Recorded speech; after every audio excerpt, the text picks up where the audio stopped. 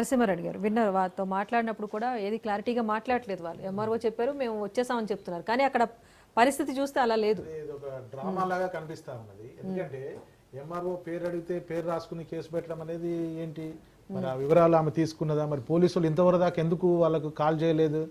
Case FIR అయిన తర్వాత ఆ వ్యక్తికి ఫోన్ చేయడమా, పట్టుకోవడమా, రావడమా, ఏదో ఒకటి చేయాలి కదా. మరి ఎలాంటి చేయకుండా చేస్తున్నారంటే వీళ్ళు ఆడుతున్న డ్రామానా? ఎవరైనా మామూలు వ్యక్తులను తీసుకొచ్చి పేర్లు నమోదు చేశారా?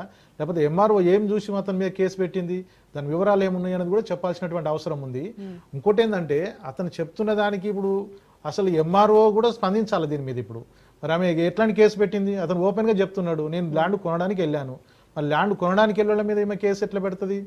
ఇప్పుడు మనకు కార్లు అవపడుతున్నాయి, అక్కడ వెహికల్స్ అవపడుతున్నాయి, కబ్జాదారులు ఎవరో వీళ్ళకి స్పష్టంగా తెలుసు. ఆ కార్ను చదును చేశారు, వాళ్ళు స్తంభాలు వేసారు. ఇప్పుడు అప్లై చేయాలంటే విద్యుత్ స్తంభాలు వేసుకోవాలంటే అప్లై చేయాలి, వాళ్ళు స్తంభాలు వేసుకోవాలో వేరు గుంజాలి. ఎవరు అప్లై చేశారు దానికి? వాళ్ళ దగ్గర రికార్డు ఉంటుంది కదా, విద్యుత్ అధికారులకు వాళ్ళకు సబ్మిట్ చేయాలి కదా. మరి అదేం చేయకుండానే అదే అయిపోయినా వాళ్ళు ఎవరు సబ్మిట్ చేశారు, ఎందుకు సబ్మిట్ చేశారు, ఏ సర్వే నెంబర్ కోసం వాళ్ళు చేశారు, అసలు వెంచర్ వేయడానికి ఉన్నటువంటి అధికారం ఏమున్నది వాళ్ళకు? ఈవెన్ వాళ్ళు ఎలాంటైనా వెంచర్ వేయడానికి లేదు కదా, అనుమతులు తీసుకోవాలి కదా. మరి అవన్నీ ఏం లేకుండా చేస్తున్నారు అనేది ఒక దుర్మార్గము. ఇది కావాలని వాళ్ళ యొక్క ల్యాండ్ని కబ్జా చేసి వాళ్ళ ఆదాయాలు సంపాదించుకోవాలనే ఉద్దేశం తప్ప వేరే ఉద్దేశం కాదు. అందుకే మేము కమ్యూనిస్ట్ పార్టీగా డిమాండ్ చేస్తా ఉన్నాం, ఆ భూమిని ప్రభుత్వం తీసుకోవాలి కబ్జాకోరుల నుండి. ఇది ఇప్పుడు ఇంతకుముందు మన ఫ్రెండ్స్ చెప్పినట్టుగా ఇప్పటికే ఇల్లు లేని పేదలు అనేక వేల మంది ఉన్నారు. మేము దాదాపు 7-8 వేల మంది అప్లికేషన్స్ ఇచ్చాము. అక్కడ ల్యాండ్ లేదు, ఇప్పటికే అన్ని కబ్జాలు అయిపోయినాయి. అమీర్పూర్లో 1000 ఎకరాల భూమి కబ్జా అయిపోయింది. కనీసం ఈ భూమినైనా ప్రభుత్వం శాండలింగ్ చేసుకొని పేదలకు ఇవ్వాలి, ఇల్లు లేనోళ్ళకి ఇవ్వాలి, ఇల్లు కట్టి ఇవ్వాలి, అవసరం అనుకుంటే ఇందిరమ్మ ఇళ్ళ పేరుతోటి.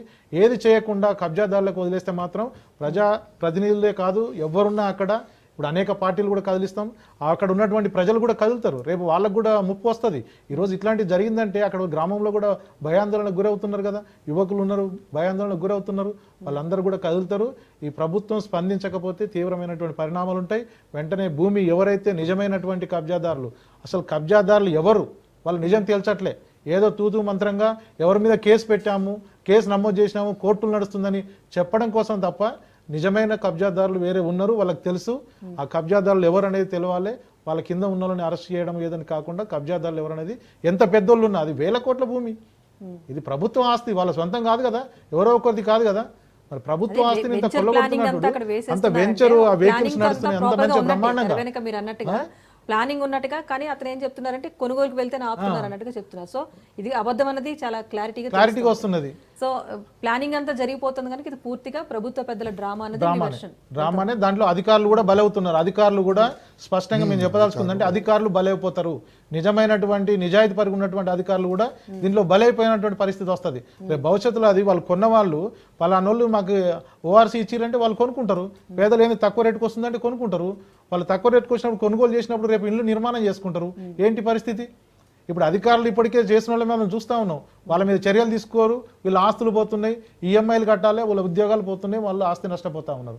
మరి ఇది కూడా అట్లాంటి పరిస్థితి వస్తుంది. అంటే ఇలాంటి కబ్జాలు ఇలాంటి విషయాలు తెర మీదకి వచ్చినప్పుడు, ఒకవైపు హైడ్రా కూల్చివేతలు జరుగుతున్నప్పుడు ఇది ఒక రకంగా రియల్ ఎస్టేట్ రంగానికి కూడా తీవ్రమైన దెబ్బతో కదా. జనాలు కొనుగోలు ఆపేస్తారు ఇలాంటి కబ్జాలు తెర మీదకి వస్తాయి. ఇది ఒక రకంగా ప్రభుత్వ ఆదాయాన్ని కూడా గండిపడే విషయమే కదా. మరి అంత దూరం ప్రభుత్వాలు ఆలోచించట్లేదు. ప్రభుత్వం ఆలోచించాలి, అధికారులు ఆలోచించాలి, కలెక్టర్ స్పందించాలి, ఆర్డీఓ స్పందించాలి. అక్కడ ఉన్నటువంటి ఎంఆర్ఓ స్పష్టత ఇవ్వాలి. ఫస్ట్ ఎంఆర్ఓ గారు కూడా నష్టపోతారు దీనివల్ల. ఎందుకంటే ఆమె నిజాయితీగా ఉన్నా కానీ దీనివల్ల ఏమైతే ఆమెకు బయట నుంచి వేరే విధంగా అనుకుంటారు కదా. కాబట్టి వాళ్ళు కూడా అసలు అరెస్ట్ చేయకపోవడం అనేది దుర్మార్గం. పోలీసు వాళ్ళు ఫోనే చేయలేదు అంటున్నారు. ఎఫ్ఐఆర్ నమోదైనాక పోలీసు వాళ్ళు ఎందుకు సామాన్యుల మీద ఊరుకుంటారా? ఫోన్ చేసామంటే ఇంటికి పోతారు కదా, వాళ్ళ భార్య పిల్లల్ని పట్టుకుంటారు. మీరు రండి, మీ ఆయన ఎటుపోయింది అని అడుగుతారు. మరి ఎందుకు? ఆయన ఓపెన్గా ఫోన్లో మాట్లాడుతున్నాడు అంత మంచిగా, అబ్స్కాండింగ్లో కూడా లేడు, ఓపెన్గా మాట్లాడుతున్నాడు. కాబట్టి వాళ్ళని ఎందుకు విచారణ చేయాలి?